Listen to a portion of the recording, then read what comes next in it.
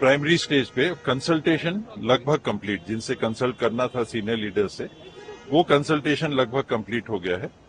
जिन्होंने अपनी बात रखनी थी वो रख दी है। किसी के मन में ये था कि अच्छा हम लिख के दे देंगे, तो उनको समय दिया गया है कि आप लिख के भी दे दें। कोई और सजेशन आपके अगर छूट गए हो तो आप लिख के भी दे दें।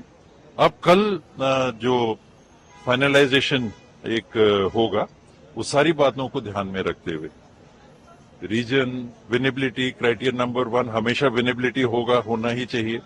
सेकंड, प्रोपोर्शनेट रिप्रेजेंटेशन, यूथ को भी होना चाहिए, लेडीज को भी होना चाहिए with in the criteria of winnability, इनका भी ध्यान देना है। फिर आजकल डेमोग्राफिक रिप्रेजेंटेशन, समाज के हिसाब से भी रिप्रेजेंटेशन।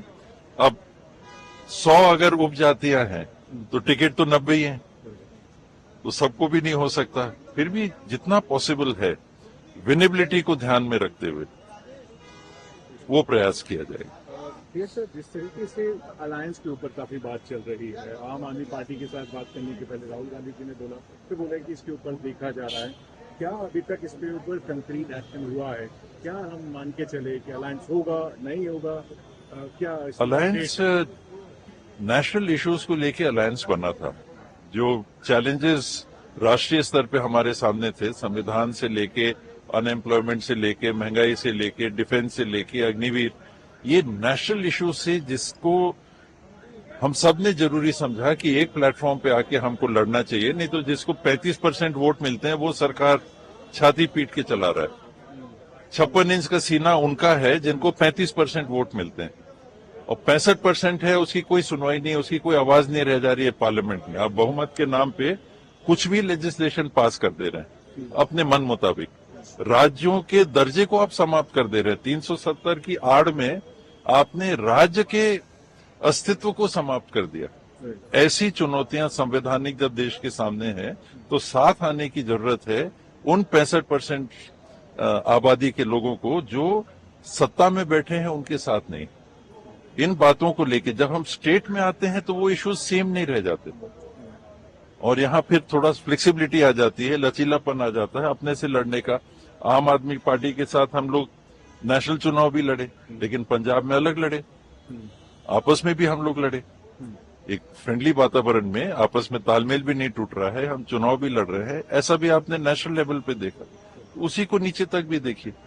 हमारे संबंध कोई बिगड़ने वाले नहीं। कहीं ऐसी स्थिति बन रही है कि नहीं, हमको लगता है कि सभी लड़ लो, सब लड़ लो, साथ लड़ सकते हो, पॉसिबिलिटी है क्या? Give and take, rational reasonable, कार्यकर्ताओं के भी ध्यान में रख के, उनके भी दल के, हमारे भी दल के, सबकी भावनाओं को भी ध्यान में रख के प्रैक्टिकली हो सकता है क्या? होगा तो करेंगे। फ्रेंडली फाइट की एक्सपेक्टेशन है, जो आपने जिस चीज का अभी एग्जांपल दिया। नेशनल कॉन्फ्रेंस के साथ तो 5-6 फ्रेंडली फाइट हुई। जम्मू कश्मीर में अलायंस भी है, 5-6 सीट में फ्रेंडली फाइट भी है। मैं तो एक्सप्लेन करने की कोशिश कर रहा था आपके सवाल को कि संबंध हमारे टूटे कहां अगर हम पंजाब में लड़े तो। एक दूसरे के साथ सामने सामने हम लोग लड़े कि हमारे जीते आपके जीते, लेकिन संबंध तो नहीं टूटे। मनीष फोगाट के ऊपर भी सर कुछ अपडेट इस मीटिंग में है, अभी तक तो मीटिंग में बात नहीं है। आखिरी प्रश्न मेरा रहेगा, जिस तरीके से नायब सिंह सैनी कह रहे हैं कि तीसरा टर्म भी उनको लग रहा है कि अब बीजेपी को मिलेगा हरियाणा हरियाणा में तो देखिए, मैं कहना नहीं चाहिए, लेकिन मेरे को जो फीडबैक आ रहा है, मैं तो छत्तीसगढ़ का हूं, लेकिन छत्तीसगढ़ तक जो आवाज आ रही है कि इस बार तो कांग्रेस की सरकार आएगी।